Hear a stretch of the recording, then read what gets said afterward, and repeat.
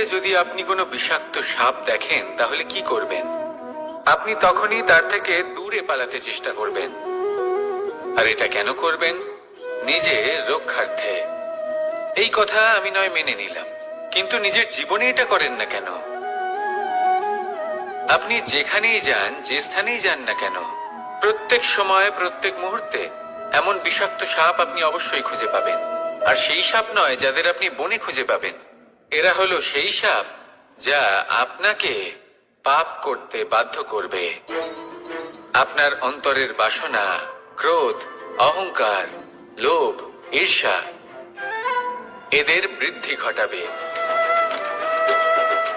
দেখুন, বনের এই সাপ আপনাকে একবার ছেড়ে দিতেও পারে, ছোবল নাও মারতে পারে, কিন্তু এই যে পাপরূপী সাপ আছে তা অবশ্যই ছোবল মারবে। কর্ম যদি করেন তাহলে অবশ্যই ফল পাবেন। সেই জন্য যখনই কোথাও যাবেন, যদি এমন কাউকে দেখেন, যদি এমন কিছু দেখেন যে আপনাকে পাপ করতে বাধ্য করছে, তাহলে সেই মুহূর্তে সেখান থেকে পালিয়ে যান। যেমন বনের সাপ দেখে আপনি পালাতে থাকেন। সৎকর্মের রক্ষা অত্যন্ত আবশ্যক। আসুন আর আমার সাথে ভালোবেসে বলুন, রাধা রাধা। মনুষ্য জীবনের সব থেকে বেশি গুরুত্বপূর্ণ বিষয় হল মনের একাগ্রতা। এই সংসারের যে কটি মহান কার্য সম্পাদন হয়েছে তা হল মনের এই একাগ্রতার একমাত্র ফল। আপনি অবশ্যই দেখে থাকবেন, অনেক ছোট বড় নদী যা বয়ে চলে তাদের সামনে একটা বাঁধ নির্মাণ করা হয় সেই সব নদীর জল সঞ্চয় করতে। বাঁধ হয়ে গেলে প্রয়োজন মতো বা মনের ইচ্ছে মতো তাকে ব্যবহার করা সম্ভব। এবার এটাই আমাদের মনের সাথেও সম্ভব। আমাদের মনের একাগ্রতা আজকের দিনে দাঁড়িয়ে বিভিন্ন ধরনের বিকার, ক্রীড়া এবং ভোগের মধ্যে ভাগ হয়ে গেছে। একে একত্রিত করতে হবে, একটা বাঁধ নির্মাণ করতে হবে, কর্মের বাঁধ।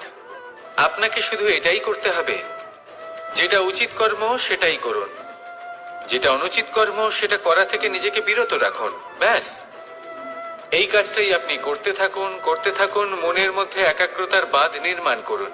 আর একবার যদি তা নির্মাণ হয়ে যায়, তাহলে যখন চাইবেন, যেখানে চাইবেন, যতটা চাইবেন একাগ্রতা প্রয়োগ করতে পারবেন। আর একবার যদি আপনি এটা শিখে যান, তাহলে এই সংসারকে বদলে ফেলার মতো কাজ আপনি করতে পারবেন, সমাজকে শোধরাবার মতো কাজ করতে পারবেন। তাহলে এই মনকে একাগ্র করুন আর আমার সাথে ভালোবেসে বলুন, রাধা রাধা। আমরা সবাই ফল খাই, কিন্তু আমাদের সেই ফলই প্রিয় হয় যে পরিপক্ক হয়ে ওঠে, যেটা নম্র হয়, আর যে ফল অনেক বেশি মিষ্টি আর সুস্বাদু হয়ে থাকে, যাদের রঙে বাহার দেখা যায়। সেইভাবে জীবনে আমরা নানান মানুষের সাথে পরিচিত হই, কিন্তু সেই মানুষই আমাদের মন ছুঁয়ে যায় যারা বিনম্র স্বভাবের, যাদের বাণী খুব মধুর, যাদের অন্তরে আত্মবিশ্বাসের একটা তেজ, একটা রং দেখা যায়। এবার এমন ব্যক্তি আমরা কি করে হব? ঠিক সেইভাবেই যেমন একটা ফল রোদ, বর্ষা, শীত, বায়ু এই সকল সংকটময় পরিস্থিতির সম্মুখীন হয়ে পরিপক্ক হয়ে ওঠে, সেইভাবেই মানুষ সংকটময় পরিস্থিতির সম্মুখীন হয়ে পরিপক্ক হয়ে ওঠেন। যদি এই সংকটের সম্মুখীন হন তাহলে অভিজ্ঞ হবেন, আর এই অভিজ্ঞতাই শিক্ষা দিয়ে যাবে। এই অভিজ্ঞতা আমাদের শিখিয়ে দেয় যে আমাদের বিনম্র থাকতে হবে।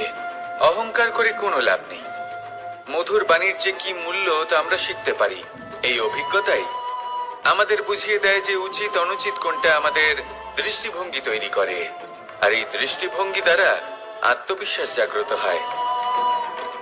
সেই জন্য জীবনে কখনো বিপদ থেকে দূরে পালাবেন না, সেগুলোর সম্মুখীন হন, অভিজ্ঞতা লাভ করুন, তার থেকে শিক্ষা লাভ করুন, এইভাবেই পরিপক্ক হবেন।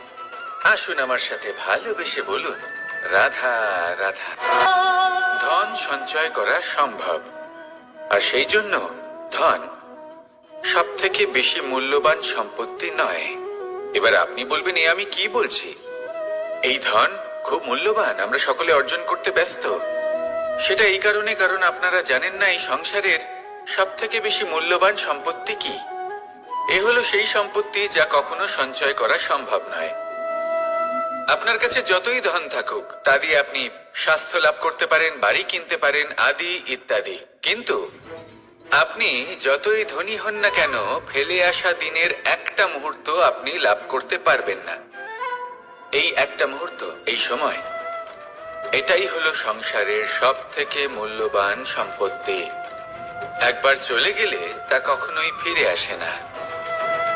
আর এই মুহূর্ত যতই চলে যাক না কেন, আমরা স্মৃতির মাধ্যমে সেগুলি যাপন করতে পারি, তার আনন্দ উপভোগ করতে পারি। আর যার সাথে আমরা সময় অতিবাহিত করেছি তার স্মৃতিতে আমরা চিরকাল জীবিত থাকতে পারি। সেই জন্য সময় সব থেকে মূল্যবান সম্পত্তি, তাকে এইভাবে নষ্ট করবেন না।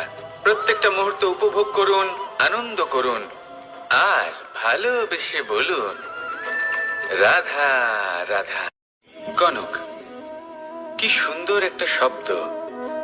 এর অনেকগুলো রূপ রয়েছে, অনেকগুলো অর্থও রয়েছে। প্রথম অর্থ হলো স্বর্ণ, অর্থাৎ সম্পত্তি। দ্বিতীয় অর্থ ধুতুরা, অর্থাৎ গাছের ছোট একটা বীজ, যা কিনা অত্যন্ত শক্তিশালী হয়। যদি বেশি মাত্রায় এর প্রয়োগ করা হয় তাহলে এটা বিষময় হয়ে উঠতে পারে। এই হলো সেই ধুতুরা যার প্রয়োগ মহাদেবের পুজোতে করা হয়। এবার প্রশ্ন হলো এটাই যে এই স্বর্ণ এবং এই ধুতুরার মধ্যে মিল কি রয়েছে। মিল হলো এটাই যে এই দুটোই মানুষকে মত্ত করে তোলে। ধুতুরা মানুষকে তখন মত্ত করে যখন তাকে সেবন করা হয়, কিন্তু স্বর্ণ, ধন, সম্পত্তি, মানুষ এটা যতটাই অর্জন করে নেয় সেটাই যথেষ্ট। এই স্বর্ণ মানুষের ভাবনা চিন্তা করার ক্ষমতাকে বশ করে ফেলে। মানুষ সম্পত্তির লোভে মত্ত হয়ে ওঠে, কারণ যে যত চমৎকারী, যতটা অমূল্য হয় তাকে সামলানো কিন্তু ততটাই কঠিন, তাই না? তাই মনে রাখবেন, ধন, স্বর্ণ, সম্পত্তি এগুলো ধুতুরার থেকেও অনেক বেশি বিষাক্ত হতে পারে। তাই এর ওপর আত্মসংযমের একটা কবচ পরিয়ে রাখবেন এবং বিবেকের শক্তির সাথে এগুলো প্রয়োগ করুন, তবেই কল্যাণ হবে। আসুন আমার সাথে ভালোবেসে বলুন রাধা রাধা। মানুষের জীবনে তিনটি গুণ অত্যন্ত প্রয়োজনীয়: শ্রদ্ধা, বিনম্রতা, যোগ্যতা। যদি জ্ঞান লাভ করতে চান তাহলে শ্রদ্ধার প্রয়োজন, যদি মান লাভ করতে চান তাহলে স্বভাবে বিনম্র হওয়া প্রয়োজন, আর যদি মনোবাঞ্ছিত স্থান লাভ করতে চান তাহলে যোগ্যতার প্রয়োজন। বিষয়টা সহজ। শ্রদ্ধা আপনাকে জ্ঞান দেবে, নম্রতা আপনাকে মান, আর যোগ্যতা উচিত স্থান দেবে। কিন্তু যদি আপনি এই তিনটি গুণ সম্মিলিত করেন তাহলে এমন কিছু লাভ করবেন যা এই সব কিছুর থেকে অনেক ঊর্ধ্বে। সম্মান। আর এ হলো সেই সম্মান যা প্রত্যেক মানুষের নিজের জীবনে লাভ করতে চেষ্টা করা উচিত, কারণ এই হলো সেই সম্মান যার কারণে আপনি চলে যাওয়ার পরেও এই সংসার আপনাকে ভালোবাসবে আর মনে রাখবে। আসুন আমার সাথে ভালোবেসে বলুন রাধা রাধা। জীবনে গতি অত্যন্ত গুরুত্বপূর্ণ, মতিও হলো গুরুত্বপূর্ণ, এবং তার থেকেও বেশি গুরুত্বপূর্ণ হলো সঙ্গতি। একটা জলের ফোঁটা, তার মধ্যে গতি থাকে, প্রকৃতির মধ্যে তা লাভ করার ইচ্ছে নিহিত থাকে, কিন্তু এই যে সঙ্গতি তা নির্ধারিত করে যে এই জলের ফোঁটা ঝিনুকের মুখে পড়ে মুক্তোতে পরিণত হবে নাকি বিষাক্ত সাপের মুখে পড়ে বিষে পরিণত হবে। এবার দেখুন, এই জঞ্জাল স্বর্ণকারের দোকানের সামনেও থাকে এবং জঞ্জাল একজন ব্যবসাদারের দোকানেও থাকে, কিন্তু জঞ্জাল যা স্বর্ণকারের দোকানে থাকে তা ব্যবসাদারের দোকানের জঞ্জালের থেকে অনেক বেশি মূল্যবান, কারণ তার মধ্যে সোনার কণার সঙ্গতি থাকে। সেই জন্য জীবনে সঙ্গতির উপর বিশেষ গুরুত্ব দেবেন।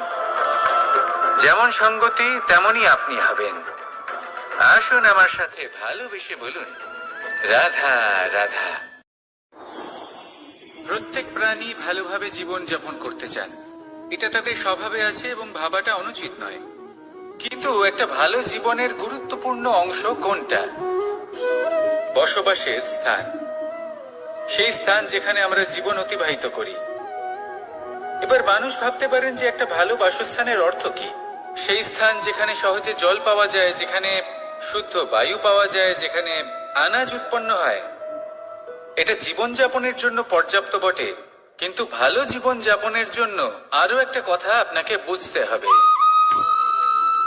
সাধু, জ্ঞানী, পণ্ডিত ব্যক্তি, এই সকল মহাপুরুষ, এনাদের যে বাসস্থান তা অত্যন্ত বিশেষ হয়। এখানে এক ধরনের বিশেষ ইতিবাচক শক্তি থাকে, এমন একটা স্থান যেখানে দেবতারাও বিচরণ করেন। জীবন আমরা সবাই যাপন করি, কিন্তু জীবনের উদ্দেশ্য শুধুমাত্র জীবন যাপন করা নয়।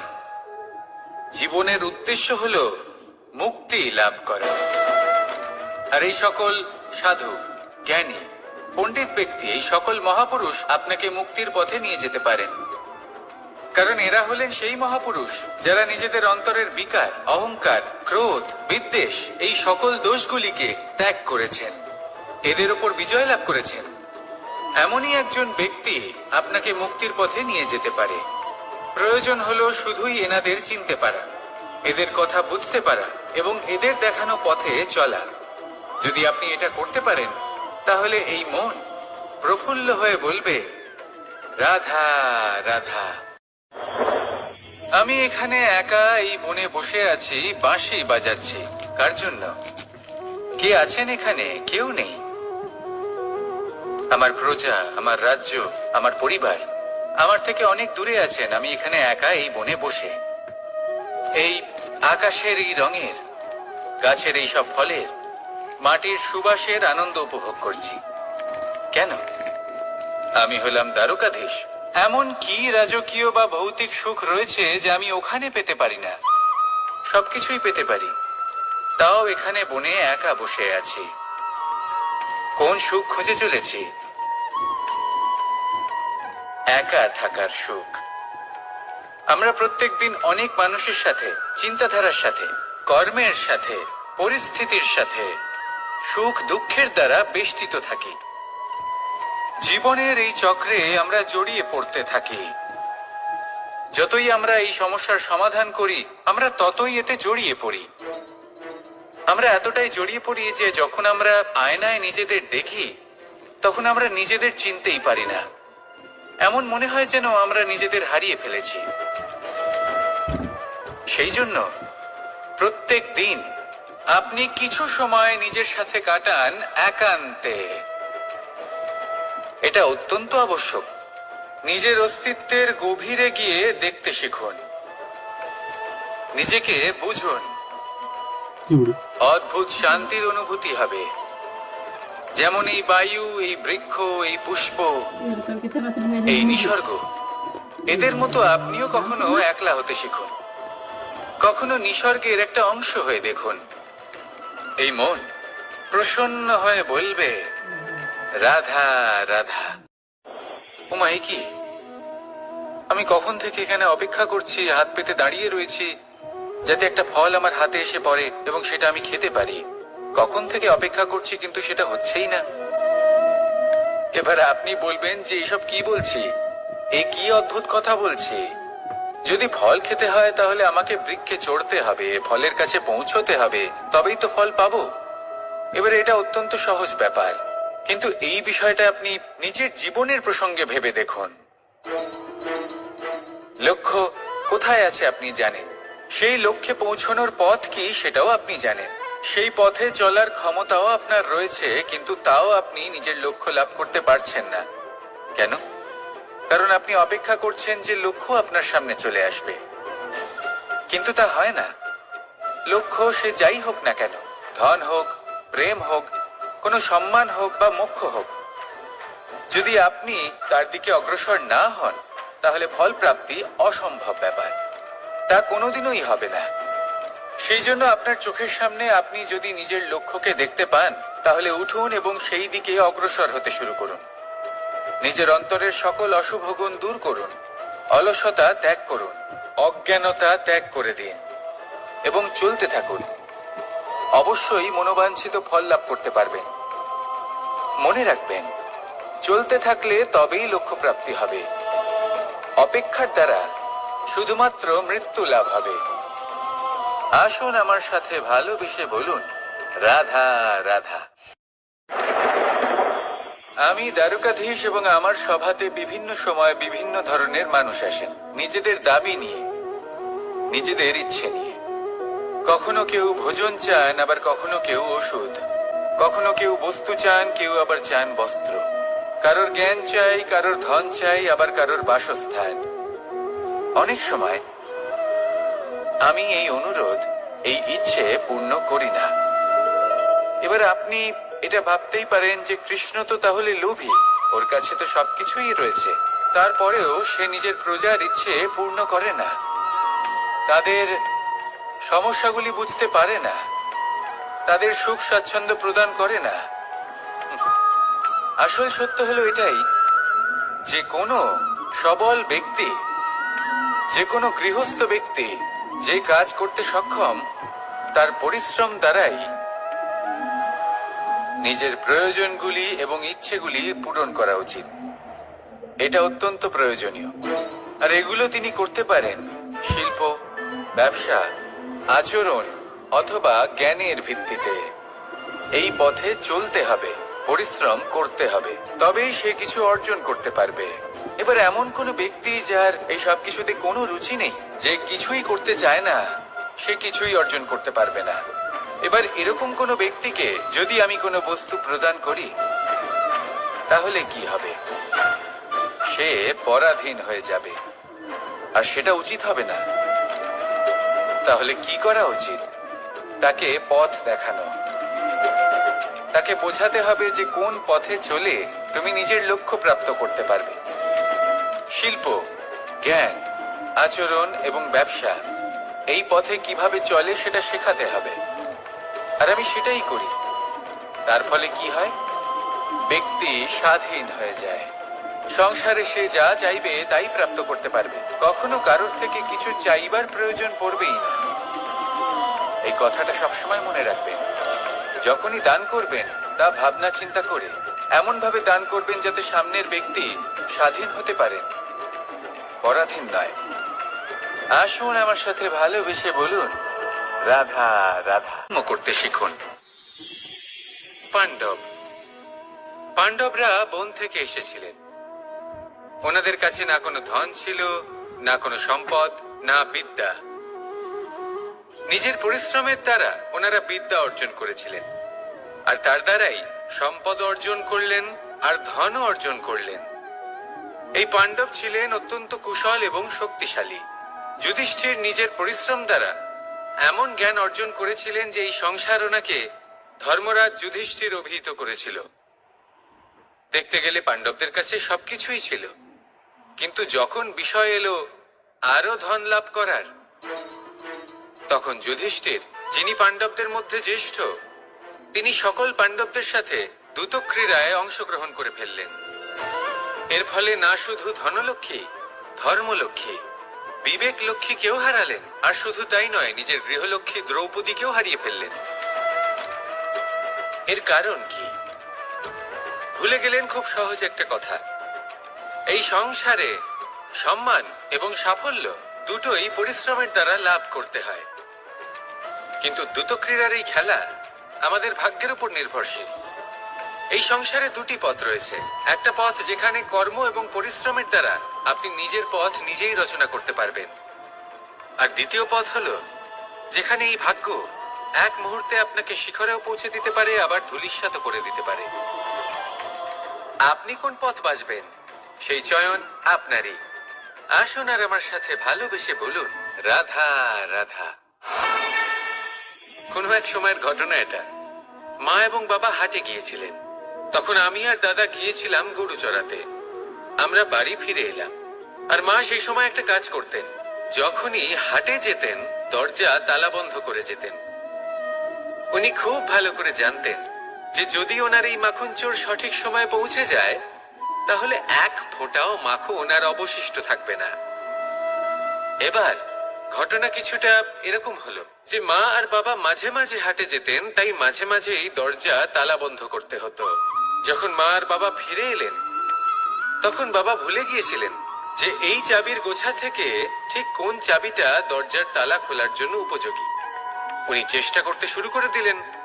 একটার পর একটা চাবি দিয়ে উনি চেষ্টা করতে থাকলেন, কিন্তু সেই দরজার তালা তো খুলতেই চাইছিল না।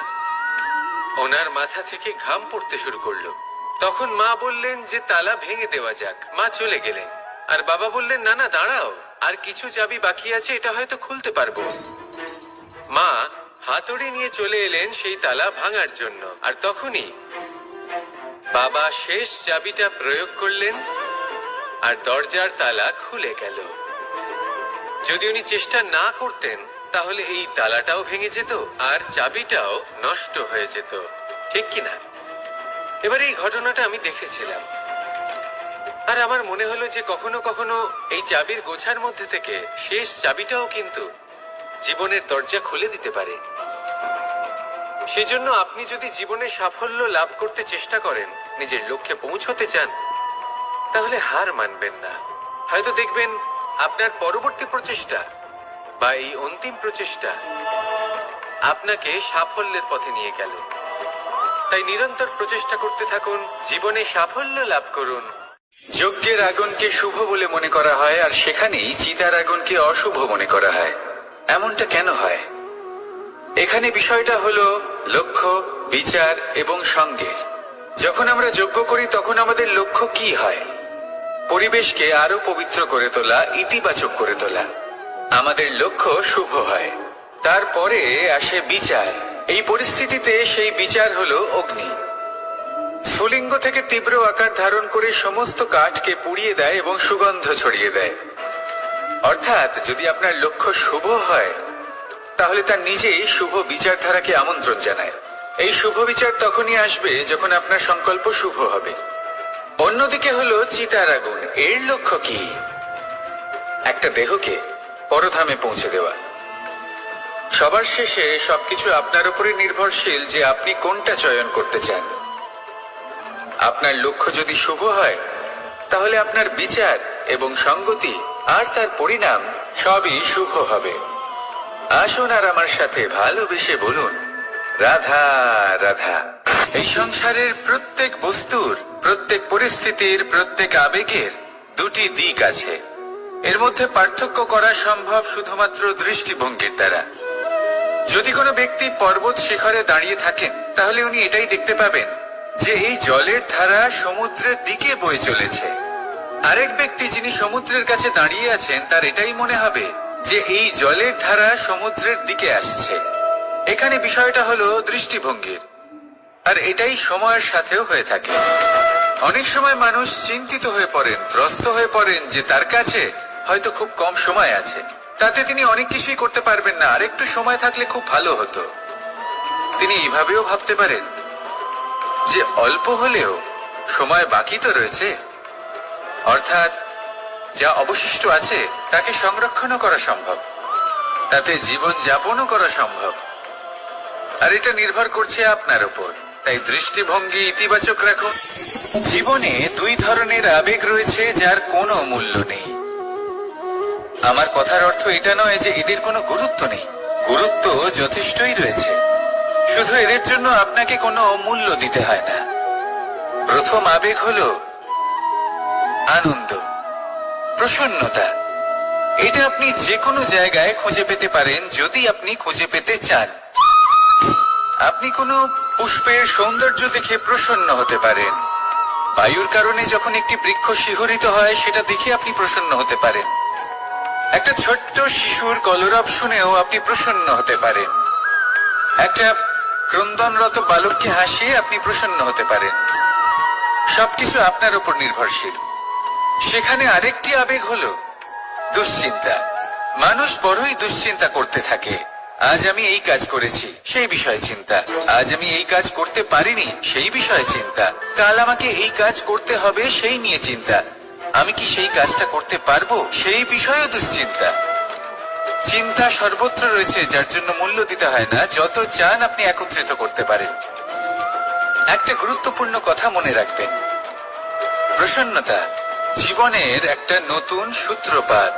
সেখানে দুশ্চিন্তা হলো জীবনের চিতার সময়। এবার এই দুটি আবেগ হলো মূল্যহীন, দুটোই আপনার সামনে আছে। কোনটা চয়ন করবেন আপনি? দুশ্চিন্তা নাকি প্রসন্নতা? সিদ্ধান্ত আপনারই। আসুন আর আমার সাথে ভালোবেসে বলুন, রাধা রাধা। ধন, সম্পত্তি, এগুলো আসলে কি? এগুলো শুধু সেই মূল্য যার দ্বারা আমরা কোনো কিছু অর্জন করতে পারি। এবার এই ধনের দ্বারা এই সংসারে অনেক কিছু লাভ করা সম্ভব, কিন্তু সেই সব কিছুই শুধুমাত্র ভৌতিক বস্তুই হবে, ভৌতিক সামগ্রী, ভৌতিক সুবিধা। অর্থাৎ আপনার কাছে যতই ধন থাকুক, তা আপনাকে শান্তির ঘুম এনে দিতে পারবে না, আপনাকে জীবনের বাস্তব সুখের অনুভূতি লাভ করাতে পারবে না, কারণ এগুলো ভৌতিক ধন। এই ভৌতিক বস্তুই অর্জন করাতে সক্ষম। বাস্তবিক ধন কি? যদি এই প্রশ্ন আপনার মনে আসে, তাহলে তার উত্তর আমি আপনাকে দেব একটা উদাহরণের মাধ্যমে। কখনো আপনি শুনে থাকবেন যে একজন পিতা আজীবন অনিষ্ট করেন, অনর্থ করেন, খারাপ কাজ করেন শুধু ধন অর্জনের জন্য। তিনি ভাবেন যে আমি ধন অর্জন করব আর নিজের সন্তানকে একটা উজ্জ্বল ভবিষ্যৎ প্রদান করব, একটা সুখ স্বাচ্ছন্দ্যময় জীবন দান করব। এবার সন্তান যখন জন্ম লাভ করে, তখন সে ভাগ্যের জোরে সেই ধন ভোগ করে। যেরকম সে পায়, সেরকমই তার ব্যবহার সে করে। কখনো আপনি এটাও দেখে থাকবেন যে সেই সন্তান সমস্ত ধন নষ্ট করে ফেলে, আর সেই পিতা যিনি সমস্ত ধন সঞ্চয় করেছেন, যিনি সেই ধনের প্রভু, আজ সেই ধনের প্রহরী হয়ে রয়েছেন। এবার এরকম কেন হয়? এরকম তখনই হয় যখন সেই পিতা বুঝতেই পারেন না যে তার জীবনের আসল ধন কি। সেই আসল ধন তার সন্তানকে সে দিতেই পারে না। যদি পিতা তার সন্তানকে কর্মের জ্ঞান দিতে পারেন, উচিত কোনটা অনুচিত কোনটা সেই শিক্ষা দিতে পারেন, সংস্কারের প্রকৃত শিক্ষা দিতে পারেন, তবে সেটা ধনের থেকে অনেক বেশি গুরুত্বপূর্ণ। এটাই হলো জীবনের বাস্তব ধন। আপনি সেই কথা তো অবশ্যই শুনে থাকবেন, কুসন্তান হলে ধন সঞ্চয় করে কি হবে, সুসন্তান হলে ধন সঞ্চয় করে কি হবে। সন্তান যদি কুপুত্র হয় তাহলে সব নষ্ট করে ফেলবে, আর সন্তান যদি সুপুত্র হয় তাহলে ধন থাকুক না থাকুক, সে নিজেই কর্মের পথে অগ্রসর হয়ে ধন অর্জন করবে আর নিজের জন্য এক উজ্জ্বল ভবিষ্যৎ গড়ে তুলবে। তাই সন্তানকে সম্পদ দেওয়ার আগে কর্মের জ্ঞান দান করুন, সুশিক্ষা দিন, কারণ এটাই হলো জীবনের প্রকৃত ধন। আসুন আর আমার সাথে ভালোবেসে বলুন, রাধা রাধা। একবার একটা শেয়াল বনে বিচরণ করছিল। ও একটা ছোট্ট শাবক দেখতে পেল। ও ভাবলো, আজ একেই আমি খাবার হিসেবে গ্রহণ করব। আশেপাশে দেখলো কেউ দেখছে না তো, কেউ ছিল না, আর সেই শাবকের উপর আক্রমণ করলো, যা হলো একটা ঘোর অপরাধ। বনের নিয়ম অনুসারে আপনি কখনোই শাবকের উপর আক্রমণ করতে পারেন না। তারপর এই খবরটা যখন রাজা সিংহ জানতে পারলেন, সভার আয়োজন করলেন। কিন্তু সেখানে শেয়াল বলল, আমি তো এরকম কিছু করিনি। কিন্তু যদি আপনি এরকম বলেন, কোনো প্রমাণ দিন, এর কোনো সাক্ষী আছে? তখন রাজা সিংহ পেঁচাকে ডেকে পাঠালেন, যে সেই মুহূর্তে বৃক্ষের শাখার ওপর বসেছিল, সে সব কিছু দেখেছিল। পেঁচা সব সত্যি কথা বলল, আর শেয়ালকে মৃত্যুদণ্ড দেয়া হলো। এবার এই কাহিনী আমি আপনাকে কেন শোনালাম? কারণ মানুষও কখনো কখনো এরকম কর্ম করেন যা শিয়াল করেছে। এটা ভাবেন কেউ দেখছে না, যখন আমি অনুচিত কর্ম করতেই পারি। কিন্তু না, আপনি যাই করুন না কেন, কেউ না কেউ অবশ্যই তা দেখছে। কোনো ব্যক্তি না হলেও কোনো প্রাণী, না হলে কোনো যক্ষ বা দেব বা প্রেত। যদি এনারা কেউ না দেখেন, তাহলে ধরিত্রী মাতা দেখেন, যেখানে দাঁড়িয়ে আপনি সেই কর্ম করছেন, তাই না? তাই একটা কথা সবসময় মনে রাখবেন, কে দেখছেন কে দেখছেন না সেই বিষয়ে ভাবা ছেড়ে দিন। এটা খুব সহজ কথা। আপনি যদি উচিত কর্ম করেন, উচিত ফল পাবেন। যদি অনুচিত কর্ম করেন, তাহলে আপনি অনুচিত ফল অবশ্যই পাবেন। সেই জন্য উচিত পথে চলতে থাকুন, উচিত কর্ম করতে থাকুন, আর আমার সাথে ভালোবেসে বলুন, রাধা রাধা। আমরা সবাই জীবনে নিজের জন্য সবচেয়ে ভালোটাই চাই, সবচেয়ে ভালো সুবিধে পেতে চাই, সবচেয়ে বেশি সম্মান পেতে চাই। কিন্তু সবার পক্ষে এইসব পাওয়া কি সম্ভব? হ্যাঁ, নিশ্চয়ই। শুধু একমাত্র বাধা সময়। আমাদের জীবনের কোনো স্থায়িত্ব নেই। তাই যদি সময়ের সদ্ব্যবহার করেন তাহলে একটু সুবিধে হতে পারে। এবারে দেখুন, যাদের সবসময় স্বপ্ন দেখতে ভালো লাগে তার জন্য রাত্রি কম পড়ে যায়, আর যারা স্বপ্ন পূরণ করতে চান তাদের জন্য দিন কম পড়ে যায়। যারা সম্মান পেতে চান তাদের জন্য সব সময় পরোপকার কম পড়ে যায়, আর যারা জ্ঞান অর্জন করতে চান তাদের জন্য মনোসংযোগ। জীবনে যদি নিজের লক্ষ্যে পৌঁছতে চান তবে সময়ের বিভাজন আপনাকে ঠিক করতেই হবে। মনে রাখবেন, রাধা রাধা। লোকে বলে জীবনে মেলামেশা করা অত্যন্ত আবশ্যক, এতে সম্পর্কের আধারও হয়